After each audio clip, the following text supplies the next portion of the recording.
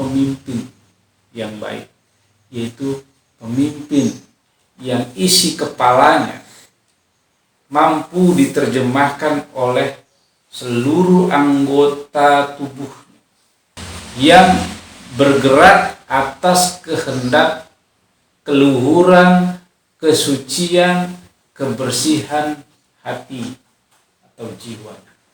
Kalau pemimpin hanya intelektualnya saja, bukan karena spiritualnya yang baik, moralitasnya yang baik, akhlaknya yang baik, jiwanya yang baik, kesuciannya, maka nanti ide yang muncul hanya ide yang kelihatannya hebat tapi sombong, kelihatannya hebat tapi menindas, kelihatannya wah tapi dia tidak adil. Jadi pemimpin itu aslinya nggak usah kampanye, karena orang yang akan meminta, tolong pimpin kami, tolong pimpin kami. Kenapa? Karena track recordnya, perjalanannya nih dia baik. Dilihat dari mana? Lihat dari pribadinya. Dua, lihat dari anak istri di rumahnya itu diapain oleh si calon pemimpin. Dirawatkah? Dididik sebaik mungkinkah? Diajarkan yang menurut kehendak Sang Pencipta kan? Itu harus menjadi catatan. Jangan karena intelektualnya saja. Kalau pemimpin dilihat dari intelektualnya saja, banyak yang kayak begitu. Apa jadinya?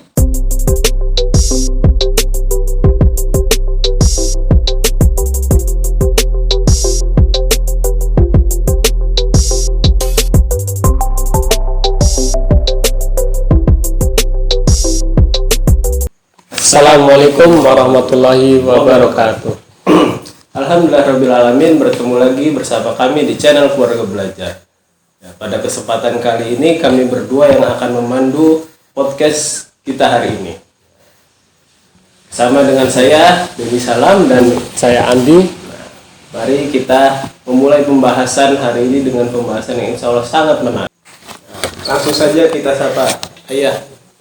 Assalamualaikum ya, bagaimana kabarnya hari ini? Waalaikumsalam warahmatullahi wabarakatuh. Alhamdulillah sehat, baik.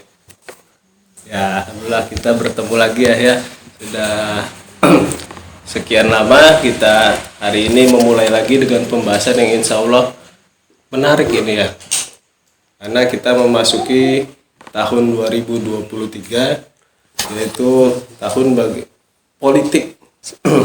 Jadi kesempatan kali ini ya kita mau berbincang-bincang tentang bagaimana kepemimpinan itu ya.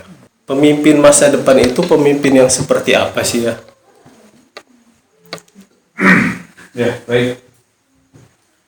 Assalamualaikum warahmatullahi wabarakatuh. Waalaikumsalam warahmatullahi wabarakatuh. Alhamdulillahirabbil alamin wa bihi nasta'in ala umuri dunya waddin.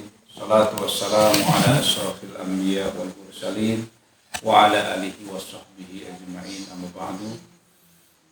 Teman-teman sekalian, para pemirsa di channel Keluarga Belajar yang dirahmati oleh Allah dan kami sayangi, alhamdulillah pada kesempatan hari ini kita bertemu kembali pada kesempatan yang sangat berbahagia di tahun-tahun yang cukup memacu adrenalin kita untuk senantiasa kita menjadi orang-orang yang kritis di dalam menyikapi sesuatu yang sedang terjadi. Semoga Allah memimpin kita dengan jiwa, pikiran, dan hati yang baik. Salawat dan salam kita sampaikan pada Rasulullah Muhammad SAW. Semoga kita kelak akan mendapatkan syafaat. Amin ya rabbal alamin. Baik, pertanyaan yang bagus tadi dari Mas Deni dan Mas Andi ya. Ada pertanyaan, bagaimana Pemimpin seperti apa yang diharapkan? Pemimpin seperti apa yang diharapkan? Oleh siapa? Tentunya oleh manusia, oleh masyarakat, oleh umat.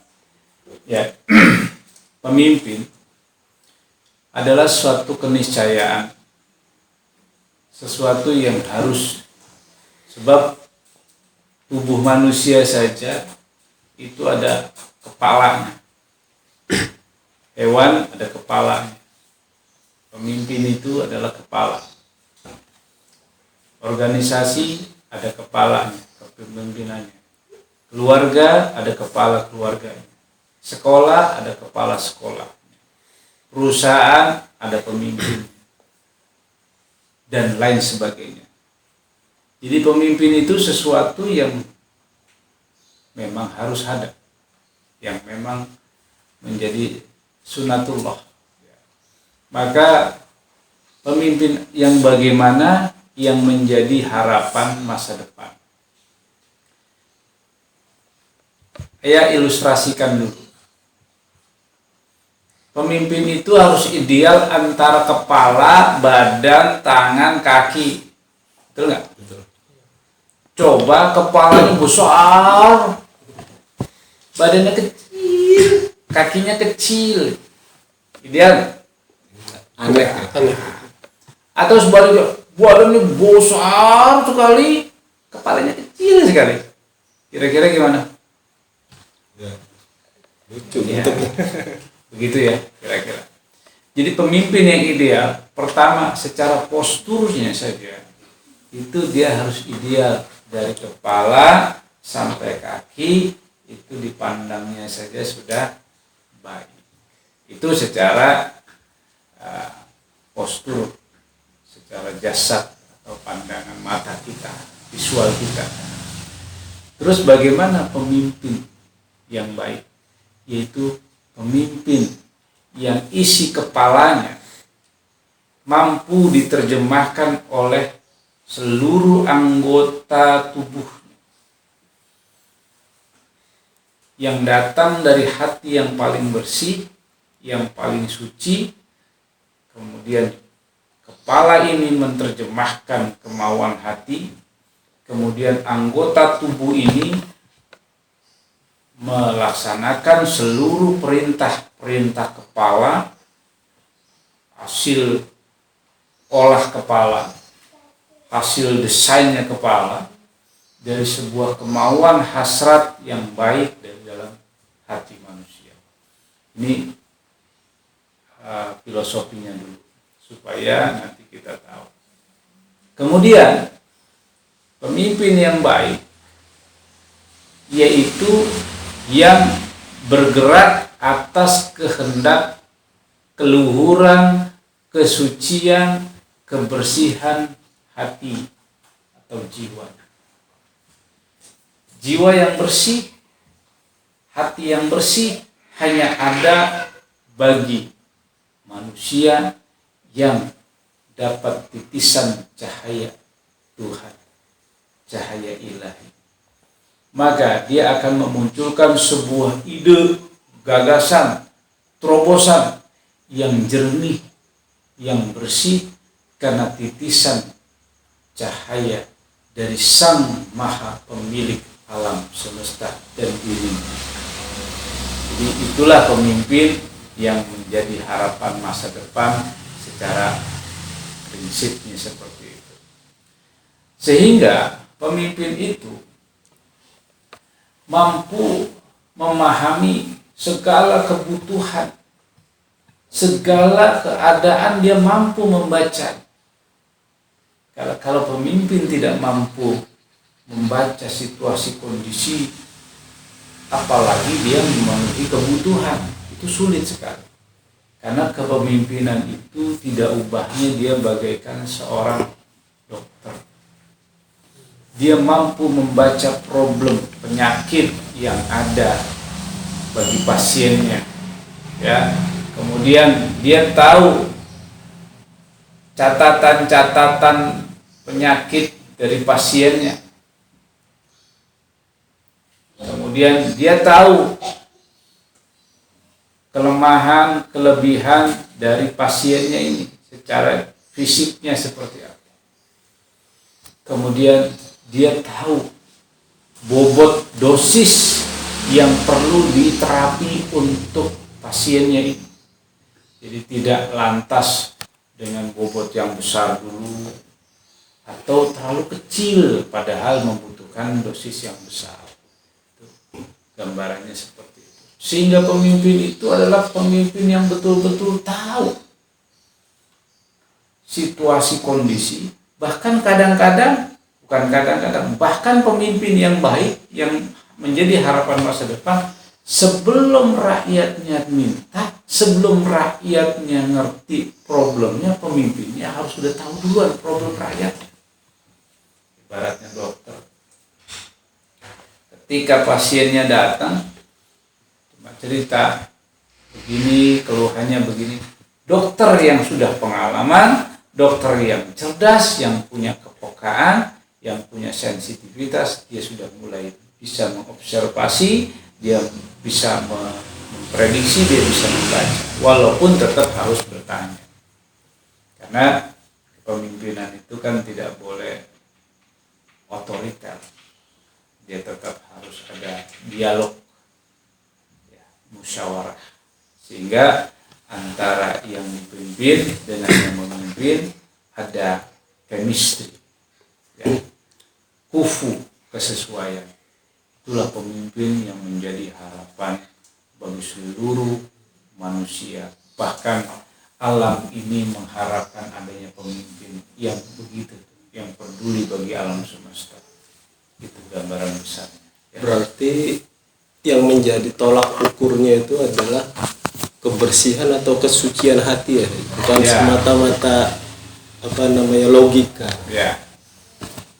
Karena kecerdasan pemimpin itu harus didasari, basicnya adalah kebersihan hati, kebersihan jiwa, kemurnian, ketulusan, keikhlasan, kejujuran, sebagai basic spiritual, basic mentality, basic moral. Kalau pemimpin hanya intelektualnya saja, bukan karena spiritualnya yang baik, moralitasnya yang baik, akhlaknya yang baik, jiwanya yang baik, kesuciannya, maka nanti ide yang muncul hanya ide yang kelihatannya hebat tapi sombong, kelihatannya hebat tapi menindas, kelihatannya wah tapi dia tidak adil. Kenapa? Karena pemimpin tidak datang dari jiwa yang bersih, titisan cahaya ilahi. Makanya kalau bicara pemimpin, siapa pemimpin yang pernah ada di muka bumi ini sebagai uswahnya, suri teladan Rasulullah Muhammad Sallallahu Alaihi Wasallam. Coba perhatikan, ketika beliau diutus oleh Allah menjadi pemimpin di dunia, yang dibersihin, dibedah kepalanya apa dadanya? Dadanya. Bukan kepalanya dibedah oleh malaikat Jibril, tapi dadanya. Karena isi hati, dada, jiwa, semua itu di sini. Ini akan terus mengikuti. Nah, kita mesti mencari pemimpin yang bersih hatinya, yang tulus hatinya, yang moralnya baik, yang akhlaknya baik, sehingga keluar ide yang baik, sehingga keluar tutur kata yang baik, tutur kata yang menyenangkan, yang menyejukkan, yang merangkul, menghangatkan, bukan sebaliknya. Ya, yang mencaci maki orang, pemimpin yang suka nyinyir, kata anak-anak muda sekarang, arogan, kegiatan arogan, apalagi sampai yang dolim, menindas. Kenapa? Karena hatinya tidak bersih. Jadi pemimpin yang baik adalah pemimpin yang di dalam hatinya, jiwanya, akhlaknya, moralnya ada cahaya kebenaran. Gitu. Nabi itu begitu. Apakah pemimpin masa depan itu yang seperti yang sudah-sudah, atau apa yang seperti bagaimana itu? Ya. Yang sudah-sudah itu sudahnya kapan nih? Ya. Sudah pada zaman Nabi Muhammad, oh itu bagus, itu pemimpin yang ideal ya itu Nabi Muhammad. Ya. Kalau yang sudah yang kemarin, yang mana nih? Yang di Indonesia, atau yang di Amerika, atau yang di negara mana, gitu ya? Atau yang seperti apa? Ya, tentunya pemimpin yang baik adalah pemimpin yang mengikuti jejak pemimpin yang terbaik di dunia, jejaknya Nabi Muhammad SAW. Kenapa? Tidak ada kepemimpinan di mana-mana terbaik Nabi Muhammad SAW. Jadi kalau mau cari pemimpin, lihatlah pemimpin yang jejak track recordnya itu minimal ya nggak bisa sama banget ya, tapi berkhudwah, beruswah kepada Nabi besar Muhammad SAW. Pertama itu tadi, jiwanya bersih, niatnya bersih, memimpin bukan karena mencari sesuatu, bukan karena pengen populer, bukan karena dendam. Nah ini juga bahaya nih semua pemirsa. Pemimpin karena dendam, maka itu tidak baik. Ya, pemimpin itu yang terbaik, dia tidak mempromosikan dirinya untuk jadi pemimpin. Kenapa? Karena orang lain yang meminta dia untuk menjadi pemimpin. Jadi pemimpin itu aslinya nggak usah kampanye. Karena orang yang akan meminta, tolong pimpin kami, tolong pimpin kami. Kenapa? Karena track recordnya, perjalanannya nih, dia baik. Dilihat dari mana? Lihat dari pribadinya. Dua, lihat dari anak istri di rumahnya itu diapain oleh si calon pemimpin. Dirawatkah? Dididik sebaik mungkinkah? Diajarkan yang menurut kehendak Sang Pencipta kan? Itu harus menjadi catatan. Jangan karena intelektualnya saja. Kalau pemimpin dilihat dari intelektualnya saja, banyak yang kayak begitu. Apa jadinya? Gak bisa.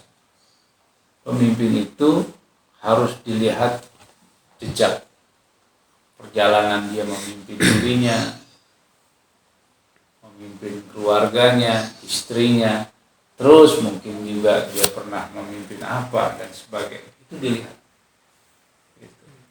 Tidak sempurna memang manusia itu, katanya nobody's perfect. Tidak ada manusia yang sempurna. Artinya kita manusia, ya kalau Nabi Muhammad itu luar biasa, beda dengan kita.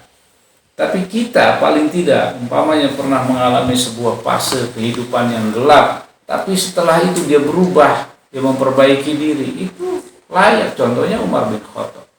Dia pemimpin yang luar biasa, walaupun sebelumnya dia adalah orang yang kurang baik karena memerangi Rasulullah, membenci Rasulullah. Jadi pemimpin itu perlu ditinjau dari segala aspek kehidupannya, tapi startnya lihat pribadinya, lihat keluarganya, lihat anak-anaknya, dan lihat bagaimana dia bersikap kepada orang yang terdekat di sekelilingnya tadi. Kepada istrinya bagaimana, kepada anaknya, kepada mantunya, kepada cucu-cucunya, kepada orang tuanya dia, kepada mungkin besannya dia, kepada saudara-saudara besannya, atau kepada siapapun. Lihat, ketika dia berlaku sesuai dengan apa yang Allah kehendaki, walaupun tidak disukai, mungkin besannya nggak suka, karena diajak ke jalan Allah dia nggak suka. Mungkin juga orang tuanya mungkin juga nggak suka, seperti Nabi Ibrahim nggak disukai oleh orang tuanya, atau mungkin saudara kandungnya yang nggak suka, seperti Nabi Yusuf nggak disukai oleh saudara kandungnya dan lain sebagainya. Tidak masalah, tapi dia sudah memperlakukan keluarga yang terdekatnya itu, diajak semuanya di jalan Allah, di jalan kebenaran. Kalau ini menjadi ukuran maka dia layak menjadi pemimpin. Kalau dia hanya karena pendidikannya lulusan mana Oxford umpamanya, pendidikannya umpamanya tinggi dia mana gitu, tidak jadi standar, tidak jadi ukuran. Karena kebahagiaan manusia di masyarakat di mana-mana itu bukan karena titel, tapi bagaimana terayomi, merasa dirangkul, merasa ada kesejukan, kedamaian, kemudian tidak dipersulit. Pemimpin sekarang banyak mempersulit, ya, padahal dalam perintah Tuhan itu mudahkan, jangan persulit. Siapa yang menyayangi siapa saja yang ada di bumi, nanti yang ada di langit akan menyayangi kita. Siapa itu? Tuhan Allah. Kita ini banyak menyaksikan, banyak menyusahkan orang lain. Pemimpin menyusahkan orang lain, pemimpin menyengsarakan orang lain. Bagaimana dari atas atau yang di langit itu tidak murka nanti? Gitu.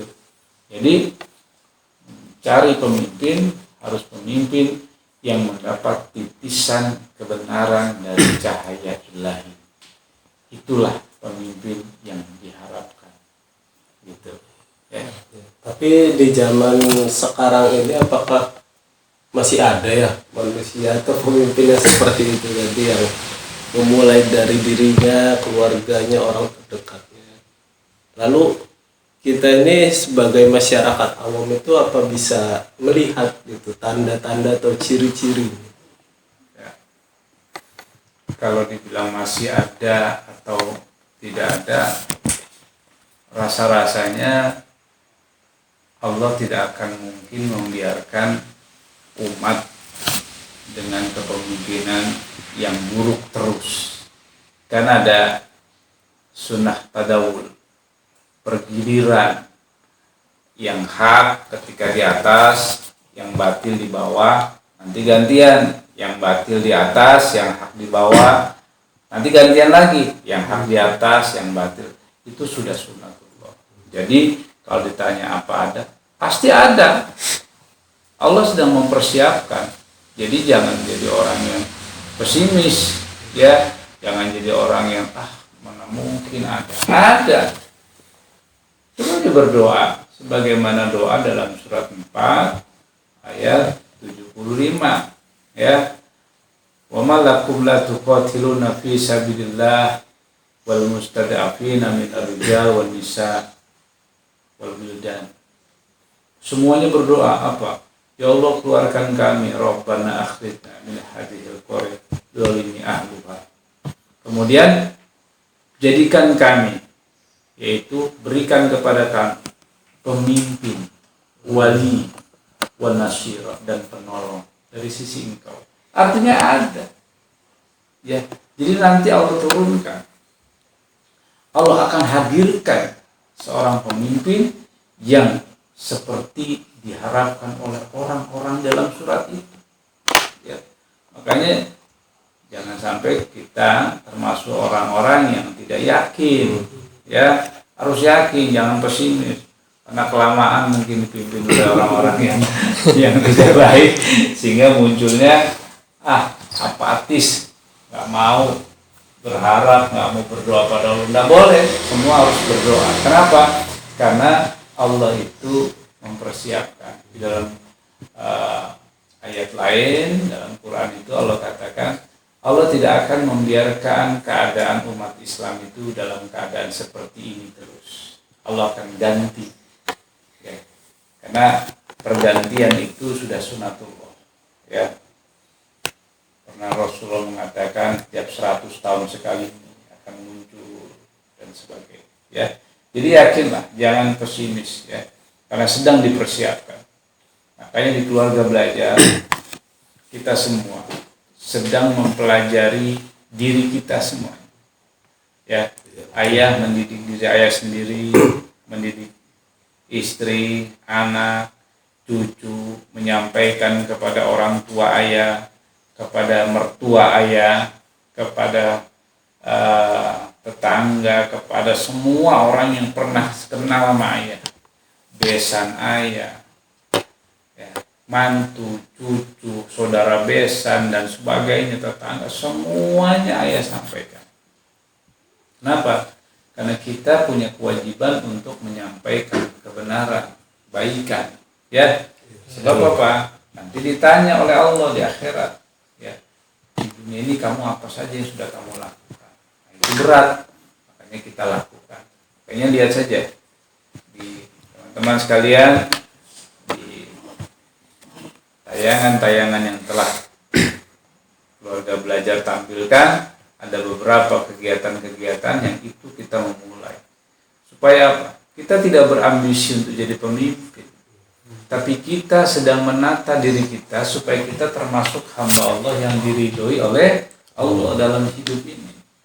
Gak usah berambisi jadi pemimpin. Pemimpin itu hak prerogatif Allah menunjuk kepada seseorang. Nanti melalui kehendak banyak orang minta dan Allah mengizinkan. Seperti Umar bin Abdul Aziz, ya, dia diminta oleh umatnya pada zaman itu karena membutuhkan pemimpin dan yang pantas hanya Umar bin Abdul Aziz pada saat itu. Kemudian Umar bin Abdul Aziz pun dia tidak berambisi untuk jadi pemimpin. Dia malah bertanya, apakah saya pantas dan sebagainya dan seterusnya. Ketika didaulat akhirnya sudah dia terima. Karena prinsip dalam Islam itu kalau diberi amanah tidak boleh menolak, kalau tidak diberi jangan minta-minta.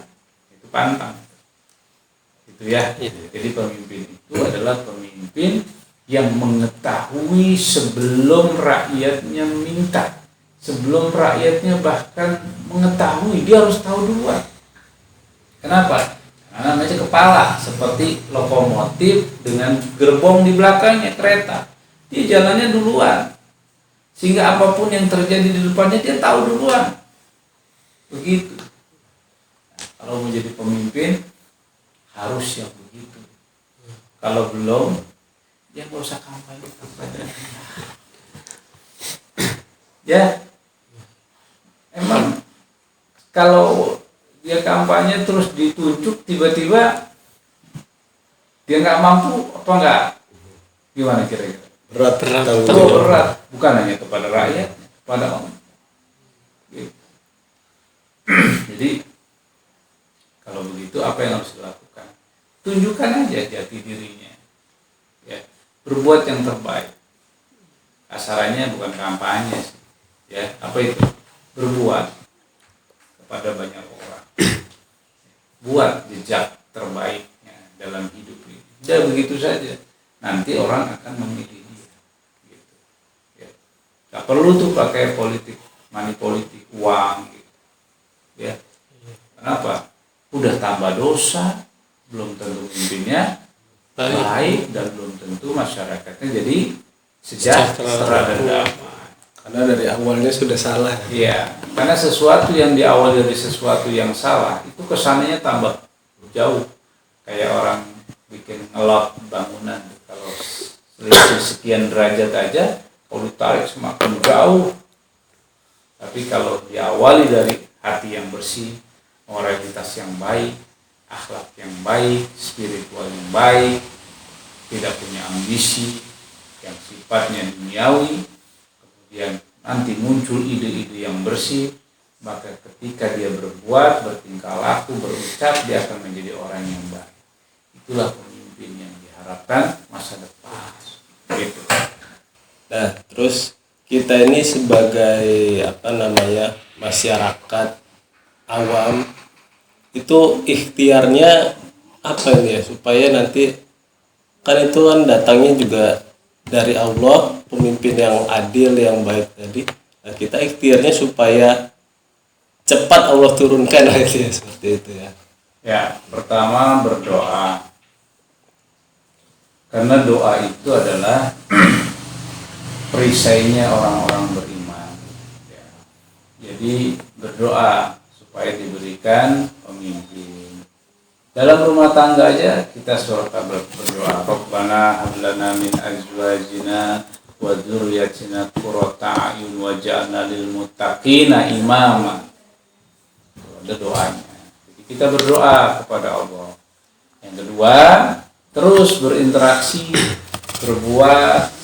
Nanti akan kelihatan siapa di antara manusia yang berinteraksi dengan kita yang ternyata dia punya proses perjalanan yang layak menjadi seorang pemimpin. Nah, akan bertemu nanti pasti. Jadi ikhtiarnya adalah berdoa dan berbuat. Berdoa itu wajib.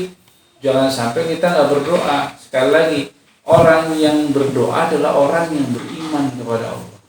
Dan orang yang tidak mau berdoa adalah orang yang paling sombong di muka bumi. Jadi doa itu wajib. Ikhtiarnya itu. Ya. Terima kasih nih ya untuk pencerahannya. Mudah-mudahan apa yang menjadi harapan dan kita semua, doa kita semua bahwa hidup kita ini mendapatkan kehidupan yang dipimpin oleh orang yang mendapatkan petunjuk dari Allah.